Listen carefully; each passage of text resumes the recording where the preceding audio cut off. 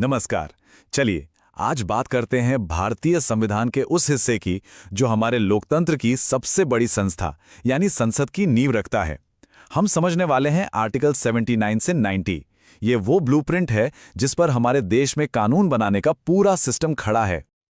अच्छा, जब हम संसद या पार्लियामेंट शब्द सुनते हैं तो दिमाग में क्या आता है? दिल्ली की वो गोल वाली शानदार बिल्डिंग, है ना? पर क्या संसद का मतलब बस उतना ही है? बिल्कुल नहीं। तो चलिए इसी सवाल से शुरू करते हैं और समझते हैं कि ये इमारत से बढ़कर आखिर है क्या। तो देखिए, संविधान का आर्टिकल 79 ने बड़ा ही सिंपल सा फॉर्मूला देता है।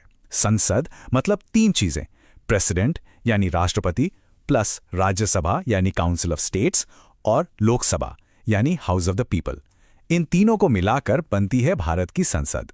सबसे मजेदार बात यह है कि राष्ट्रपति संसद का एक अटूट हिस्सा है। कोई भी बिल उनकी मुहर के बिना कानून बन ही नहीं सकता। आज की इस पूरी चर्चा में हम इन 5 हिस्सों को एक एक करके समझेंगे। पहले संसद की बेसिक बनावट, फिर इसके दोनों सदनों की क्या खासियतें हैं, कौन इसका सदस्य बन सकता है, ये काम कैसे करती है, और आखिर में इसके लीडर्स कौन होते हैं। तो शुरू करते हैं पहले हिस्से से, संसद का ब्लूप्रिंट। ये आर्टिकल्स सिर्फ कुछ कानूनी नियम नहीं है, बल्कि ये वो डिजाइन है जो तय करता है कि 125 करोड़ से ज्यादा लोगों के लिए कानून बनाने का पूरा ढांचा कैसे चलेगा। चलिए अब इस ब्लूप्रिंट के दो सबसे बड़े पिलर्स को देखते हैं। भारतीय संसद की ये दो स्तंभ है, राज्यसभा और लोकसभा। दोनों की अपनी अपनी पहचान है, अपनी अपनी भूमिका। आइए जरा और करीब से जानते हैं इनके बारे में। सबसे पहले बात करते हैं आर्टिकल 80 की, यानी राज्यसभा की। इसे राज्यों की परिषद कहते हैं क्योंकि इसके मेंबर्स राज्यों की विधानसभाओं से चुने जाते हैं। और इसकी सबसे खास बात, ये कभी भंग नहीं होती। ये एक परमानेंट हाउस है। सोचिए, सरकारें आती जाती रहती हैं, पर यह सदन हमेशा चलता रहता है। इसके 1/3 सदस्य हर 2 साल में रिटायर होते हैं और नए चुनकर आते हैं। इससे देश की नीतियों में एक तरह की स्थिरता बनी रहती है। अब आते हैं आर्टिकल 81 पर, जो बात करता है लोकसभा की, यानी लोगों का सदन। और जैसा नाम है वैसा ही इसका काम भी है। इसके मेंबर्स को सीधे देश की जनता वोट देकर चुनती है।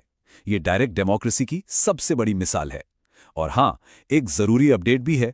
2020 में 104वें संविधान संशोधन के बाद एंग्लो इंडियन समुदाय से सदस्यों को नॉमिनेट करने की जो व्यवस्था थी, वो अब खत्म कर दी गई है। तो इस स्लाइड पर एक नजर में सब कुछ साफ हो जाता है। एक तरफ है राज्यसभा, जो राज्यों की आवाज है, एक परमानेंट और अनुभवी सदन। तो दूसरी तरफ है लोकसभा, जो सीधे जनता का फैसला लेकर आती है और हर 5 साल में नई ऊर्जा के साथ बनती है। हमारे लोकतंत्र के लिए ये दोनों ही संतुलन बेहद जरूरी हैं। अगला आर्टिकल है 82 यानी परिसीमन या डिलिमिटेशन। ये एक बहुत ही जरूरी प्रक्रिया है। आसान भाषा में समझें तो हर जनगणना के बाद लोकसभा सीटों की बाउंड्री को फिर से बनाया जाता है ताकि हर सांसद लगभग बराबर आबादी को रिप्रेजेंट करे। ये लोकतंत्र को फेयर बनाए रखने का एक तरीका है। हालांकि फिलहाल इस प्रक्रिया को 2026 तक के लिए फ्रीज कर दिया गया है। ठीक है, संसद का ढांचा तो समझ लिया, पर इन सदनों में बैठेगा कौन और कितने समय के लिए? चलिए अब उन आर्टिकल्स पर आते हैं जो मेंबर्स की क्वालिफिकेशन और उनके टर्म के नियम तय करते हैं। आर्टिकल 83 हमें कार्यकाल के बारे में बताता है। जैसा कि हमने देखा, राज्यसभा तो एक परमानेंट हाउस है, उसे कोई भंग नहीं कर सकता। वहीं लोकसभा का नॉर्मल टर्म 5 साल का होता है, लेकिन सरकार के बहुमत खोने पर या प्रधानमंत्री की सलाह पर इसे समय से पहले भी भंग किया जा सकता है। इमरजेंसी जैसे खास हालात में इसका कार्यकाल बढ़ाया भी जा सकता है। तो एक सांसद बनने के लिए क्या चाहिए? आर्टिकल 44 3 सीधी साधी शर्तें बताता है। पहली, व्यक्ति भारत का नागरिक हो। दूसरी, उम्र, लोकसभा के लिए कम से कम 25 साल और राज्यसभा के लिए 30 साल।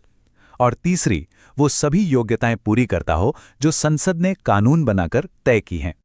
अब जब सदस्य चुन लिए गए, तो संसद अपना काम कैसे करती है? यहीं पर हमारे अगले कुछ आर्टिकल्स तस्वीर में आते हैं, जो संसद के सेशन बुलाने से लेकर उसकी कार्रवाई तक के नियम तय करते हैं। आर्टिकल 85 के मुताबिक राष्ट्रपति समय समय पर संसद के सदनों को बैठक के लिए बुलाते हैं और संविधान ये जरूरी बनाता है कि किन्हीं भी 2 सेशन के बीच 6 महीने से ज्यादा का गैप ना हो। ये नियम ये पक्का करता है कि कार्यपालिका की जवाबदेही लगातार बनी रहे। आमतौर पर भारत में साल में 3 सेशन होते हैं, बजट, मानसून और विंटर सेशन। अब आते हैं आर्टिकल 87 पर, जो राष्ट्रपति के स्पेशल एड्रेस से जुड़ा है। ये एक बड़ी महत्वपूर्ण संसदीय परंपरा है। हर आम चुनाव के बाद और हर साल के पहले सेशन में राष्ट्रपति दोनों सदनों को एक साथ संबोधित करते हैं। इस भाषण में सरकार की आने वाली नीतियों और योजनाओं का एक खाका होता है। आर्टिकल 88 में एक बहुत ही दिलचस्प नियम है। ये मंत्रियों और भारत के अटॉर्नी जनरल को एक खास अधिकार देता है। वो किसी भी सदन की कार्यवाही में हिस्सा ले सकते हैं, बोल सकते हैं, लेकिन वोट सिर्फ उसी सदन में डाल सकते हैं जिसके वो सदस्य हैं। इसका मकसद ये है कि सरकार अपनी नीतियां दोनों सदनों में असरदार तरीके से रख सके। हमारी इस यात्रा के आखिरी हिस्से में हम सदन के नेतृत्व को समझेंगे। किसी भी सभा को ठीक से चलाने के लिए एक अध्यक्ष की जरूरत होती है, संसद भी इससे अलग नहीं है। चलिए राज्यसभा के लीडरशिप के स्ट्रक्चर पर नजर डालते हैं। आर्टिकल 89 साफ कहता है कि भारत के उपराष्ट्रपति ही राज्यसभा के एक्स ऑफिशियो चेयरमैन होंगे, यानी जो भी व्यक्ति उपराष्ट्रपति बनेगा वो अपने आप राज्यसभा का सभापति भी होगा। उनकी मदद के लिए सदन अपने सदस्यों में से एक डिप्यूटी चेयरमैन चुनता है और आर्टिकल 90 डिप्यूटी चेयरमैन के पद से इस्तीफा देने या हटाए जाने की प्रक्रिया बताता है। चलिए, अब तक हमने जो भी आर्टिकल्स देखे हैं उन्हें एक साथ एक नज़र में समेट लेते हैं। आर्टिकल 79 से लेकर 89 तक ये स्लाइड संसद की संरचना, सदनों की बनावट, सदस्यों की योग्यता से लेकर कामकाज तक का एक पूरा खाका पेश करती है। ये इस पूरी चर्चा का सार है, एक क्विक रेफरेंस गाइड की तरह। और अंत में एक सवाल, ये नियम 70 साल से भी ज्यादा पहले बनाए गए थे। आज की तेज रफ्तार वाली राजनीति में ये भारत के लोकतंत्र को किस तरह से चला रहे हैं?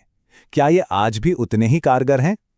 ये एक ऐसा सवाल है जो हमारे लोकतंत्र के आज और कल दोनों से जुड़ा है। इस पर सोचेगा जरूर।